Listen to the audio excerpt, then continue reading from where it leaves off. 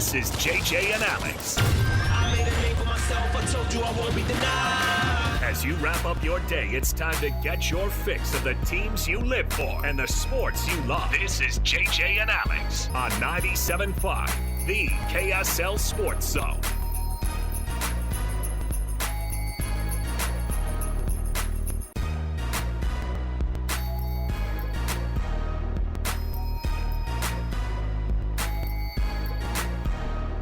Everybody, welcome on in. JJ and Alex, 97.5 the KSL Sports Zone. Happy Thursday to you. Happy wishes from the RV show. Wishing you were here, aren't you? Well, you can be here. You can come here this weekend. We're going to be here all day today. We're kicking off the RV show, and we're going to chat with all of our buddies. JJ, one thing about us is you and I have become semi-pro in the boat world. We've become semi-pro in the RV world for sure. I've been well educated. I feel way more comfortable in the RV world because that's one where boats, I still am out of my depth a little bit. Mm-hmm. I just wasn't boat guy, you know. Right. I aspire to be boat guy. I have been RV guy, and I can operate.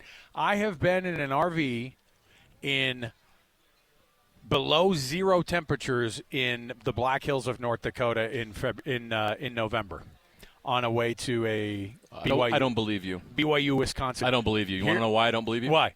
The Black Hills are not in North Dakota. Oh, South Dakota. Sorry. Thank you. We were. Just keep you honest. I know. It was just we were going through. I was like one of the Dakotas. I don't know which one it is, but you can imagine in late November. Oh yeah, a very windy. It gets windy and chilly there. And listen, and there's a bunch of chubby guys in an RV. You know some of these chubby guys, Dave Noriega, sure. John Clyde, formerly of one of our colleagues, also in the sports side of things, down in the newsroom. And guess what? We had the furnace turned on, and we got through the night. You didn't have a planes, trains, and automobiles situation at all? No. No. Between two pillows? No, we did have to. We did have to share some of the bedding, some of the beds. Okay. And between Dave Noriega and I thought that would have been a bad move to share the king bed in the back, but we did. Probably. But we did. A guy who's 6'3", a guy who's 6'6", both well north of 200 pounds. Smart move. But guess what? It fit us, and we made it. That is the dictionary definition of roughing it. Well, listen, yeah, we have furnace and fridge. Anyway, all those things are available is what I'm saying. Well, I'm staring at this Cherokee Black Label Forest River model right here, and you have glass sliding windows in your bed? You have a deck. You have an absolute deck. And it's really fun.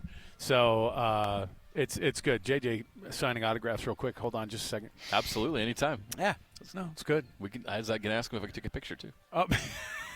Listen, but yeah, it's there's sliding doors. There is a front and back deck.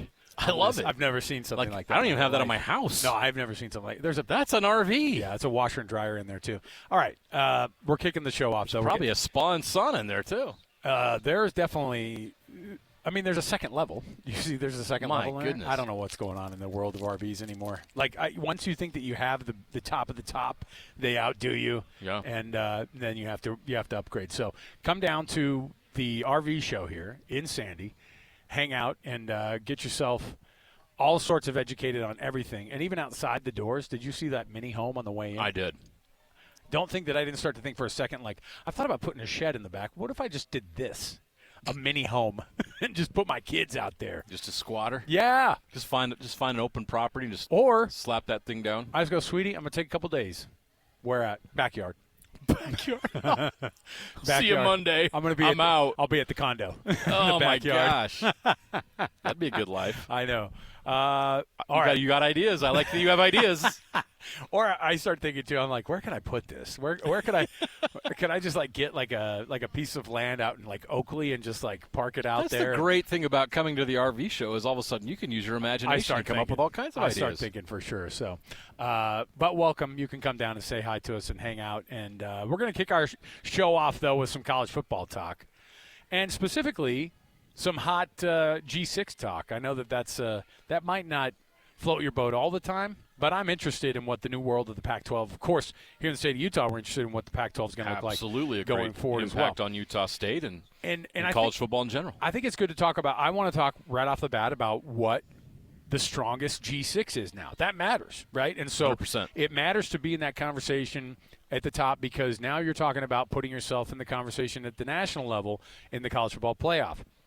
Can you be the next JMU? Can you break through and do what JMU and Tulane and Boise State haven't been able to do in this new world of the college football playoff? Let's kick the show off officially here with the cut, and we'll do it right now. It's time for the biggest story of the day. This is what made the cut with JJ and Alex on 97.5, the KSL Sports Zone. All right. We just got an update from our producer, Alex Napolis. Our guy, Sam Farnsworth, who's going to join us during the program today. We were anticipating the hockey game to be over. I thought it was over, too. Latvia putting up a fight. Not much of a fight, but Team USA up currently 4-1 on Latvia, and they don't just do a mercy rule thing, JJ. They're going to make them play the whole thing out. So Sam's going a little bit late on this one, and we're going to get with him. As soon as this is over, he's going to get sound from Team USA, and then we're going to get that immediate reaction from Sam, who's on the ground in Italy, Milan or Cortina, or maybe neither, somewhere in the northern parts of the Dolomites for you to be able to dip in. So in the meantime, let's talk a little bit about this, JJ. With the new version of the Pac-12 going forward, the football schedule has now rolled out a full slate, including that the Week 13 flex, which I think is a fun add to all of this. Give me your thoughts on the new Pac-12 and where it lands compared to the other G6s that are across the land. I love the depth of the new Pac-12.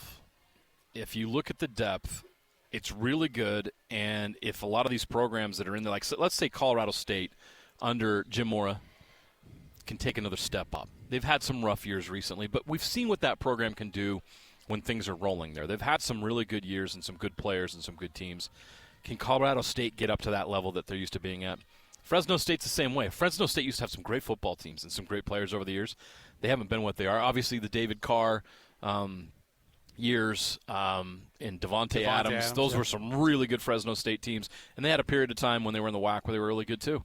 Washington State coming in is interesting because they've had obviously a lot of turnover with their coaches, but it's understandable why, because they've been kind of in this no man's land. Yeah. But Washington State's a place in Pullman where if you get the right coach and the right guys, you can win in that place. And so I like them too, and Oregon State's always been a sleeping giant. Of course. And, I am sad for what we've seen out of particularly Oregon State. Yeah. I've been to games in Corvallis a couple of times. That place is awesome. That town loves their football program. To get, I think in a lot of ways you feel like they've been neutered because they are taken out. Same problem as Washington State. Right. And what happens if they get back on their feet in a solid conference with great competition, and then they can go out and recruit, and they can get NIL from their great donor fan base, which they have. Right. Right? I mean, it's never going to be the same. You're never going to be at that level. No. And maybe the P4 shifts, and it will in the future. Some version of what the future of college football looks like is going to be very different. As soon as we get things set, it all changes again. But is Washington State, Oregon State in that? How can they lift where they stand, so to speak, and go, we're just going to lean into this Pac-12 situation. We're going to win this conference. We're going to go ahead at this thing. We're going to dominate and show people that, like, you guys are coming to our conference, and it's our conference. We're the ones. These guys are. I mean, Oregon State's an OG to the Pac-6, JJ. Like, this is a program that's been around a long, long, long time. They think they're better than it, and that's totally fine. Go out and prove it. Washington State thinks they're better than this. Should Washington State and Oregon State dominate that conference? Probably. They have greater resources, and they have greater facilities, or at least they should at this point. But we'll have to wait and see on that. But they're going in probably thinking they're the favorites. But then you mentioned where Utah State is at with the way their program has been built. San Diego State obviously has had momentum and has a lot of momentum. So there's some really good teams. I just mentioned all those teams. That's a great conference. It's not Power 4. We get it. But you have two former Power Conference teams and a lot of teams that have been knocking on that door or want to be there. And then, of course, the juggernaut Boise State. Where's the weak link there? There's a lot of depth. Texas State may be coming in. But that's a lot of depth to a conference in the G6. We talked about it. I don't think even the American can match that depth. Yeah. I think that, well, what's interesting about the American is, and I think this happens, the G6s, I think, have two things going. one, you don't have to have a strong league because it really only matters if you are the very top of the absolute worst conference. Though, when it comes to college football playoff rankings. When it comes to because you have to be the highest ranked, and if your strength of schedule is stronger, your conference is stronger, you're going to get that bid more often than not. But I think that, Tulane has shown and JMU has shown that if you have a year where you do it, man, and you are in the Sun Belt or you are in the American, they're going to look at you and they're going to have to look at you because at some point some of these really good G6 conferences, really good G6, whatever that means, maybe they do. They're so good that they all kind of eat one another, and then you become a part of that conversation. Now, you remember Navy was on its way to an undefeated season. I think it was I think they were 10-0. Do you remember this? And they were like getting votes in the top 25. They weren't even in it because they had such a weak schedule. And I'm looking at you brought up Boise State. So they kick things off at Oregon immediately. A lot of these teams are playing, like Colorado State, for example, comes to BYU. Remember, this is on their schedule. And also, you look at Fresno State. They go to USC first week. So all of these guys have an opportunity. Oregon State goes to Big 12 teams. Then they go Houston at Houston. Then they host Texas Tech. Right. Like, these are things that are on their schedule that have been on there for a while. And if you are in these conferences and you win that first – these games kick off the beginning of your season, and you're always playing a pretty big Power 4 conference because you know what? You're a G6, you're the Pac-12, and it's a different Pac-12, and a lot of these teams come knocking and go, we need to fill our schedule. You'll do fine because we'll pay you to come to our place so we can kick the snot out of you. Well, one of these years, Texas State, I don't know when it's going to be, will surprise at Texas. Sure. That's who they play first week. But what does that look like? I don't know. Does a Utah State go on the road this year at Washington and steal one there? And Washington's not a juggernaut, right? But they're a pretty darn good football team right now. But why not? Why not go there? At Utah seems like a really, really tall ask. Utah State's got their opportunities. But you know what? I love that game's coming back. And so you look across the board. Their very first conference game is at Boise State in the Pac-12. So it'll be really cool to see that Pac-12 insignia on the gross blue turf, and then the Aggies kicking off. It seems appropriate. Pac-12 play officially against Boise State, a rivalry that feels like a rivalry, already. Another thing that the Pac-12 is doing is this flex week. Tell me what that is. Tell me how it works. They have projected matchups, but they're not solidified yet. And what's great about that is going to allow them to put together the matchups they want that's most advantageous to the conference in that final week. It's brilliant.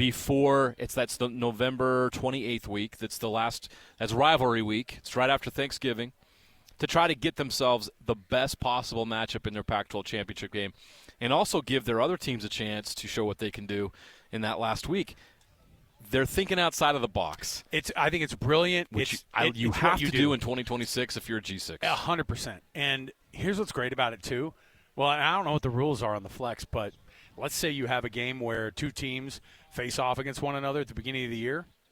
Is there a possibility in that flex of rematching them again? You could if you want to. I guess you could. Well, and so far right now, the projected matchup for Utah State is Boise State, who they play in Boise on October 3rd. That's phenomenal. But so let's say this plays out. So Utah State doesn't have – who's not on their schedule here? I'm just trying to think of a team that's out there that's – so Oregon State. Let's say Oregon State and Utah State haven't played yet, but there's 4 teams that have a chance to play in the Mountain West Championship game. You got to figure out who the two teams are. Instead of having Utah State play, I don't know, Colorado State that week, you're going to have them play against Oregon State to get the top 4 teams to help them decide who is going to be in that Mountain West Championship game. This year you saw a weird tiebreak scenario in the Mountain West where you didn't really probably get the teams you wanted in there. Yep. And you avoid that whole thing completely because you can break the tie by manipulating that last week matchup to get the best teams in the best scenarios. You know what's going to happen is that the Power 4 conferences, and they should, they're going to see this model. It's not going to be a threat to them. Oh, I could see everybody doing this. And frankly, to make football better, they should. Because in the end. But what's funny is that the bigger conference, you think about the SEC, they might run from something like this because they're like, no, we're not going to. Probably. You're probably right. Or they might make that flex game so they go, let's get these guys undefeated. Let's give them, let's give them Mississippi State a second time. Why not? Let's apply this to the Big 12 this year. Okay, so Texas Tech does not play BYU or Utah. So you go into a flex week. It's like, okay, well, Texas Tech didn't play those other two. They're undefeated. Right. They haven't lost all year. Are we sure Texas Tech deserves to be in a championship game because they haven't played BYU or Utah? Make them play Utah. Let's make them play whoever. Yeah. Let's figure it out. Let's say, for instance, BYU and Tech are undefeated. Utah's got one loss to BYU. Suddenly, okay, well, instead of Texas Tech playing, I don't know, whatever bum schools at the end of the bottom of the back, the West Virginia or something, you have them play Utah. Utah gets their shot at Texas Tech. Utah gets their shot at a Big 12 championship game. Texas Tech gets a chance to get a big quality win and advance and prove to everybody that they can get a better win.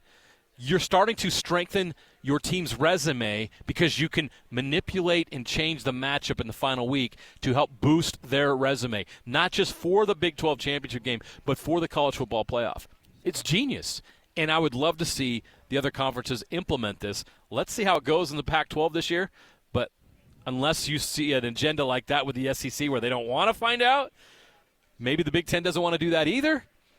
Let's see how it plays out, but I would love to see this happen in all the conferences. You want to get the best teams in the best matchup, and these conferences are so big now, the best teams don't play each other. Yeah, and to give yourself the best look, and if let's say the Pac-12 is in a spot where they're looking across the country and there's a contender in the American that they have the ability to say, hey, look, we can put our best up against that resume if we give them a tough 13th game before the conference, because it's week 13. I guess it's not a 13th. It's game. week 12. It'd be the 12th game of the season. The 13th game would be the Pac-12 championship. Correct. But if you could give them a little boost of, a Boise State beating this is hilarious, but just for fun and just for saying it, a Colorado State team that's 10-2, and you go, sure, get those guys in there and let's make them play again because that will have more of a weighted feel to it. That's a team that has ranked or had been ranked. You just make yourself even bigger, and it's the stuff that, frankly, JJ, the big conferences, now that I'm saying it out loud, they'll actually run from that stuff at the end of the year. If we know the SEC and if we know the Big Ten. This could be a great thing for the Big 12. But they'll always strengthen their resume to get multiple teams into the playoff. Of course. And for the Big 12, it makes sense. For those bigger conferences, they will get together and go, and they'll pretend, and they'll say, no, our conference schedule is so tough, you guys have no idea. This is what we've done. Our resume speaks for itself because it has SEC on it, on the top of it, or Big 10 on top of it. The Big 12 absolutely could take advantage of something like this. And Brett Yormark's a forward-thinking dude. I bet he looks at this and goes, man, we should have thought of that. And maybe he hates the idea. This will be a lot more creative than glass floors at the basketball tournament. I'll tell you what, he's probably looking at it. He might poo-poo this, and he will up until they need it. You know what I mean? Like, they will look and they'll go, oh, my gosh, we have a Texas Tech and a Utah or a BYU and a Texas Tech who are looking at this thing, and before one of these teams may play each other in the conference championship game, we don't need a cupcake at the end of this schedule for these guys. They can't. They have to be on. And by the way, those flex games, I don't know what the broadcast promises are up until this point, but if you're a broadcaster and you see a Power 4 conference go, we're basically giving you a Pac-12 or a pre-Big 12 championship, not preview, but one that will affect the game so much that you're not going to want to miss it. Premium G6 matchup on whatever your partners are, CBS. They just signed a deal. I don't have the networks in front of me, but CBS Sports, a lot of big games will be streaming on Paramount Plus.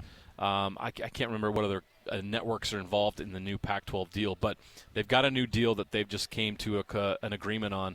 And so the Cartoon Network? The championship game is going to take place on CBS Sports. Cartoon Network. You know what? If it's on Cartoon Network at 8 o'clock on a Saturday night, I'll watch it. Adult Swim, the different version of it. Like, they just go full sports area. I love it. I don't know what these teams do, but in the group of 6 conferences that are out there right now, here's what you got. American, Conference USA, Mid-American. The Mid-American is obviously the MAC, which is MACtion, which is, teams that sometimes make some kind of a push. What's the first word in the MAC? Mid? It is mid. Okay. Thank you. Okay. Mountain West, which of course has gotten a way different facelift now as they just welcome North Dakota State into the fold. North Dakota State, Wyoming. Let's talk about North Dakota State in a second. I want because I'm looking at the new Mountain West, and it is hard to wrap your brain around Air Force being with Northern Illinois, Hawaii, and San Jose State, and Nevada, and UNLV, and New Mexico now welcoming UTEP and North Dakota State into the fold as well with Wyoming. So I don't know what North Dakota State looks like. We talked a little bit about it yesterday and how that move is brilliant for them. It's a great time to do it. It's a great conference to jump into because it's in that conversation already with some teams that may be a little bit – obviously are going to be more competitive than I think even the MAC and certainly the Sun Belt. There are a couple of in both, and they have in the Sun Belt has a disadvantage because they have the division thing. They got to get out. Got to get rid of that. And so – American, Conference USA, Mid-American, Mountain West, Pac-12, and Sun Belt. Pac-12 is already the strongest G6 conference of all this. Based on everything that we've seen right now, I'm going Pac-12 1, American 2, which is a complete change. Yeah. That shows you the strength of the new Pac-12. I'm going to go Sun Belt, Mountain West, Conference USA, MAC. Which, I mean, maybe that's insulting to the MAC, but that's where they're at. Maybe I would put the MAC ahead of Conference USA. Because I don't know that there's a Conference USA team right now. Conference USA. I can say, okay, Kennesaw State and Jacksonville State were the top two teams and played on the championship game last year. Liberty's put some decent seasons together. Yes. But other than that, you're right. That's not a conference that you're going to – nobody there is competing for that G5. La Tech's in there, Western Kentucky. I'm sorry. Don't forget Missouri State or FIU is not going to get the G5. Don't forget the Blue Hens. Okay. Delaware. In. Speaking of making the jump from FCS, hey, it's pretty cool that they've done that, but they got a ways to go. They're not North Dakota State. Is that what's his name? Joe Flacco? He was the Delaware Blue Hen. All right. So the American, obviously, we're very familiar with who's in the American. They obviously have Tulane, North Texas, Navy. They have some teams in there that are definitely a force. Memphis also being one of those. They usually have had the edge when it comes to getting that G5, or it's been the Mountain West, but now obviously the Pac-12. I think that the American's still in the mix. It's always going to be between the American and the Pac-12, with these two exceptions. JMU is still going to continue to dominate the Sun Belt for a minute. Yep, they have a great program, and then I think North Dakota State making the jump up to the Mountain West. That is a league now that is there for the taking. And we went on this exercise when the announcement was made, and we couldn't come up with one team in the Mountain West that we felt was better right now than North Dakota State's football program. Not one. We thought maybe UNLV, and then New Mexico's on the rise with Coach Eck. They've been pretty good. But I'm picking North Dakota State in a matchup against both those teams. So North Dakota State, this move from FCS could quickly become a force when it comes to that G6 auto bid into the playoff, which would be a phenomenal ascension from FCS playoff champion multiple times to suddenly be in the college football playoff. James Madison made a jump this year to do that. It took him a little bit of time, but they're there, and Kurt Cignetti had a big role in that. Go Bison. All right. There you go. Let's figure it out. We were going to have Sam Farnsworth, but I think Team USA is still going here. What is it, 5-1? Yeah, let me check in real quick before we go to break. Last time I saw it was 5-1, and they still had a few minutes left. It is 5-1 with 7:50 left in the third period. Man, this is a slow go, isn't it? There's a lot of penalty minutes going on. Jeez. Well, we'll get a hold of Sam Farnsworth when time dictates. So we're going to get into it, and we've got more to go around the corner. Stay here. 97.5 the KSL Sports Zone. You know what's coming. Your daily deep dive into everything Utah Jazz. It's time! All season long and even in the off season. It's Jazz Daily with JJ and Alex on your exclusive home of Utah Jazz basketball. 97.5, the KSL Sports Zone. Welcome back, everybody. Thanks for being with us on the program. You know what that music means. Of course, it is our Jazz Daily here on the program. Lots of Jazz talk because they had a game last night. They've got a game tonight, JJ, which I think is the last one before the break, right? Does that sound yeah. Tonight versus the Trailblazers. This is it. And last night versus the Kings. The Kings knew the assignment. Yeah, they did. The Jazz, on the other hand, I thought what the Kings did last night was egregious. It was reprehensible. I thought what the Kings did last night is messing with the integrity of the National Basketball Association. Can you believe this team? I mean, they go in there, and they just have basically a glorified G League team going out there against the Utah Jazz. And the Jazz, bless their hearts, they kicked the crap out of them in that first quarter. Were they already up 20 at the end of the first? Yeah, it was bad. It was bad at the very beginning. When did Triple J actually sit? Because I was looking, and I'm going, oh. I took the over on the 26.5. You took the under. I warned you. I warned you. Well, I didn't know there was going to be a season-ending injury during the middle Jazz of all didn't this. take last night. They just didn't need to have to play the starters because they kicked their butts so bad. My favorite move that has ever been done on whether or not you're going to rest your stars or not is, hey, we don't like what that knee looks like. Saw a little. It didn't look 100% from here, from my seat. I called them and I said, hey, we should look inside that knee, man. And they did. You know what they found? Something. They found the tumor. What they found was they're like, and you heard the language. Jaren Jackson Jr.'s got a tumor. You heard what the language was. It was very, the Jazz feel this is a, what did they call it? Is like, will be a beneficiary procedure for the long-term health of Jaren Jackson Jr. going forward with this team. And it made it sound like that maybe there was some stuff in there. I'm not saying they're making up that he needs to get some stuff fixed. They could probably go into any knee in this entire league. Could you have waited until May? 1,000%. Yeah. What's the point? And you know what? For him, he's probably thinking the same thing. Like, hey, this dance is not fun for me either. Like, I get hit with a lot of this whole, So it's good. Again, for the best. It's for the best for a lot of different reasons. We got 3 games of Triple J. It was great. We all know and are excited now about what the future looks like, and now it's going to help the Jazz make sure that they get that goal of making sure that pick stays in Utah. It's too valuable. Yeah. And look, they've now with 18 wins, what's crazy is that the Mavericks, I think, have lost 9 in a row or 10. Yeah. They're right there. I think they're a 19-win team. It's getting too close for comfort, right? Because something had to be done. It's getting too close for comfort.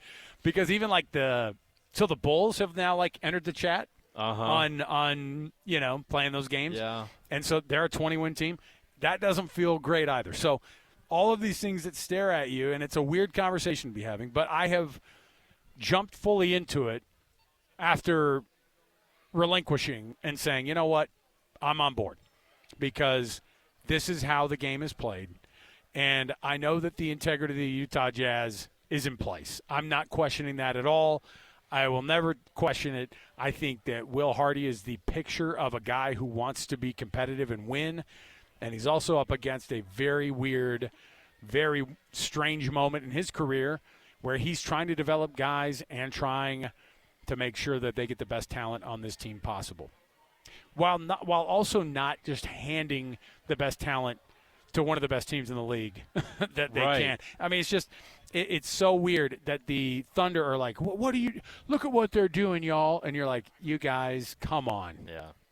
Come on. It's just so dumb, and I get it. And everybody kind of talks around it. I don't have any. I don't care about talking around it anymore. So we've been talking on this too. You know why the Jazz are getting so much pushback because of what they did. It's not tanking; it's how they tanked. Yeah. And you know why that was such a problem? Gambling.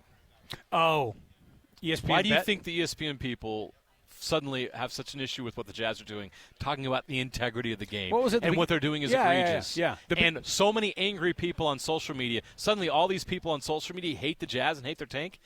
Tanking's not new. So why all of a sudden was this coming out? Gambling, folks. When you have a pregame report, an injury report that comes out and says that Jaren Jackson Jr.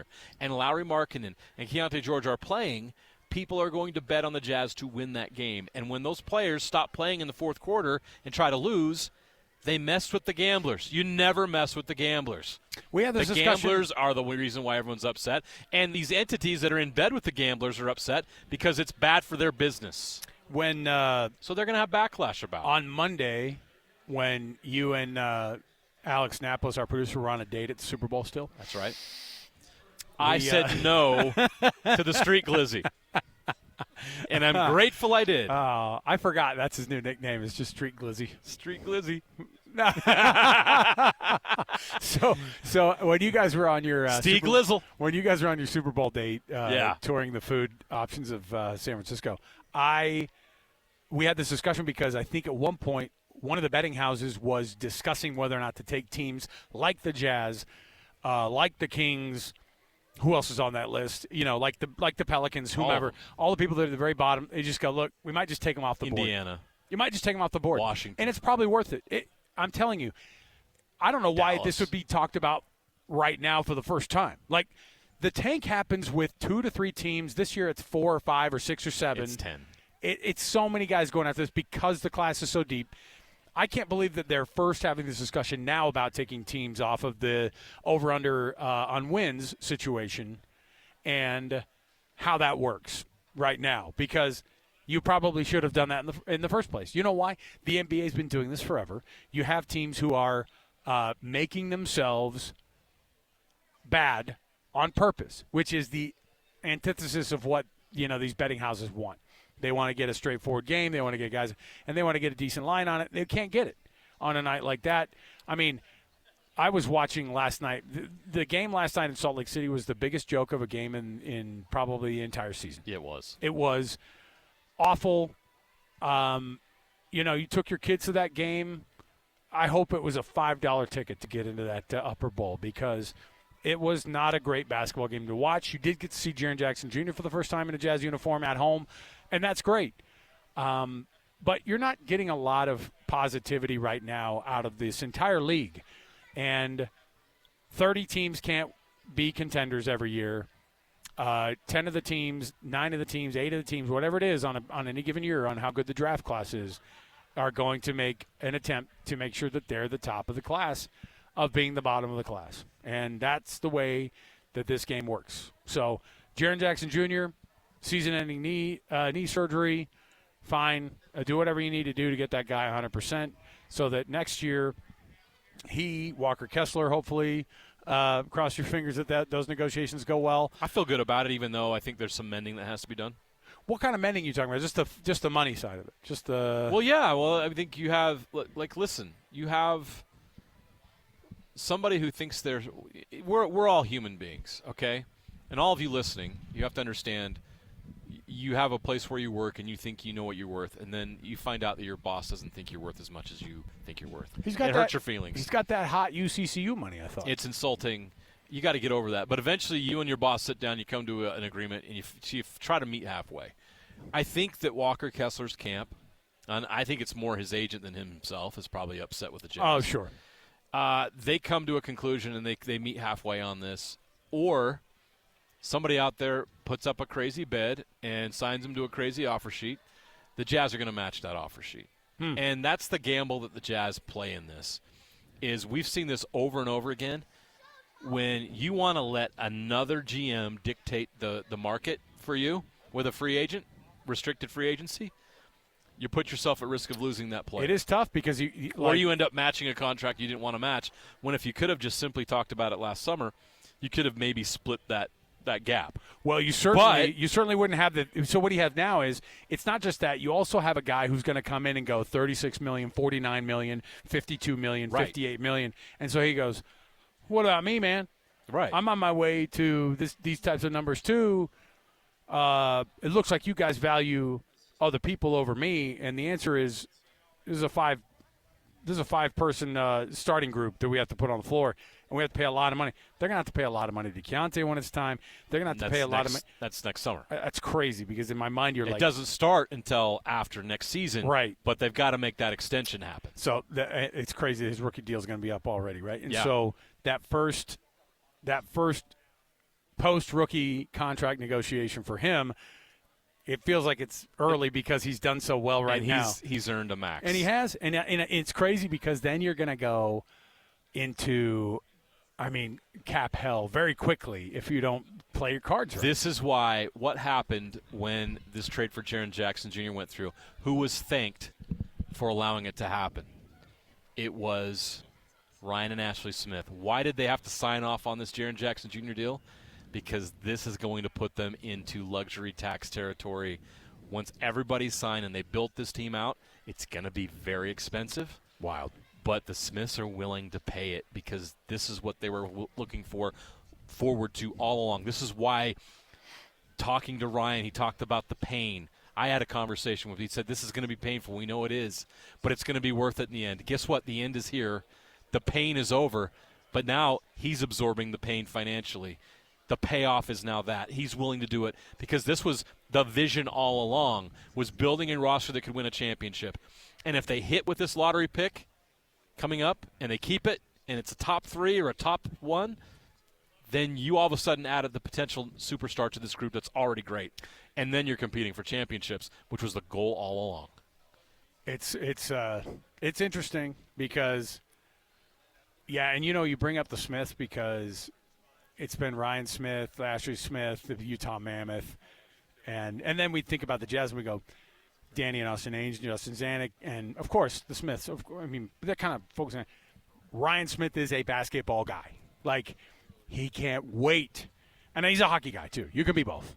Why not? We've all become both. You have to be, but Ryan Smith's love, to correct me if I'm wrong, is his first love is basketball, 100%. and he loves this franchise. He wants the Jazz to win a championship more than anybody. And it's like him, Will Hardy, and he's willing to write the checks to make it happen. Yeah, and I think that they're well on their way, and I think you're going to see everything come around, and then you're going to see, oh yeah, you forgot the Smiths are basketball people. Yep.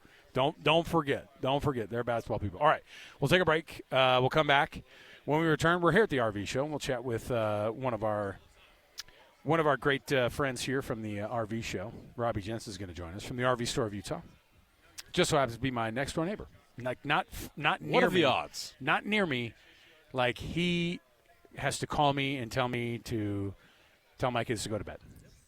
That's how close. He has to tell you to clean up after your dog. No, I don't have a dog. We don't have a dog. Okay. No, Mr. Cat, his cat lives in my neighborhood or lives in my backyard sometimes. So yeah, he has a cat named Mr. Cat. He does. It's the best cat, too. Mr. Cat. Right, we'll talk about Mr. Cat next. I can't move on. We'll talk about Robbie Mr. next. Cat?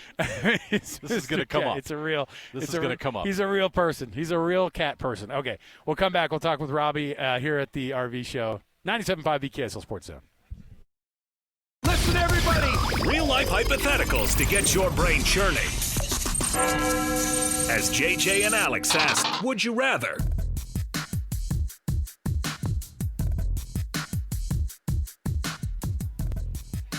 All right, welcome back. JJ and Alex, 97.5 VKSL Sports Zone. Alex Kirry, Jeremiah Jensen. We appreciate you joining us on the program. We're going to chat with Robbie Jensen of the RV store of Utah coming up here in a couple of minutes, and we'll talk about Mr. Cat as well. However, before we get it going here, I've got a would you rather. Would you rather be the undefeated, bona fide G6 or the middling Power 4? And when I say Power 4, I'm not talking. Maybe what do you mean by middling? I'm saying you're Mississippi State's. I would rather be the G6. Let me tell you why. Let me think of somebody else. Who's somebody else? Like in the ACC, who's a middling? Right now it's Clemson. Ooh, what a diss! How about Pitt? Okay, Pitt. You want to go with a Pitt, like a team like that? Yeah. Like the chances of a Pitt or a Mississippi State going to the college football playoff, pretty low.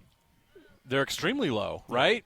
For the foreseeable future. Breaking into the top, so in the ACC, basically you got to be top 2 to have a chance. Yep. In the SEC, top 4, which is rarely going to happen because the top teams are so good. Well, if you ask them, it's top 7. So you're talking about being like the top G6. Let's say Boise State. From 2 years ago, yeah. I'd rather be Boise State. I don't know why. Because you're going to have more opportunities, and the path is going to be actually more realistic and easier than it would be for a Pitt or a Mississippi State. And you're thinking to yourself, well, you got access. You're in the Power 4. You have the same resources. Well, the payout. I don't understand. No, the payout is significant. You're Boise State. You have a culture. You have an identity. You have a past. You have a tradition that's very positive. And you have recent success. And you had a guy almost win the Heisman Trophy. And you are probably going to be in the mix every other year to win that G6 bid. I love you, JJ. You are crazy. Why? Because, come on. When is Pitt going to make the playoffs? It doesn't matter. When is Mississippi State? When is Wake Forest going to make the playoffs? It definitely doesn't matter if you're Mississippi State because you know what you're doing? First of all, and your argument is what? That Boise State would jump at the chance to join the Power Four? Of course they would. No, it's not about that. What is it about? It's about the fact that if you're wondering if they're going to be able to turn it around or figure it out or whatever it might be, you are already in the haves. You are already in the haves, and the have-nots are never going to be in the conversation for you. The only reason you're going to have not compared to the other teams in your conference is because your donor base doesn't do well enough or your coaches aren't very good at the transfer portal game, which is what you have to be good at. And again, people look at Mississippi State and they go, right, and they go, don't necessarily want to be there. But the athletic department at Mississippi State is going, thank you. In 3 years, or an even better situation is the Big Ten. A middling team in the Big Ten, your Marylands, your Rutgerses, those guys in 2 years, their payout is going to be $90 to $100 million. And they're not making any money. Their athletic Rutgers department has fiscal problems. Okay, the football team has physical problems. The department has fiscal problems. Right. I get it. Not good players, and then and bad money management. The bad money management, that's on them. I'm saying because I'm looking at it in Alabama, by the way. They showed. Did you see this? I got to show you this. Would you rather have been Duke this year or Tulane? Yeah. Oh man, that's a good question.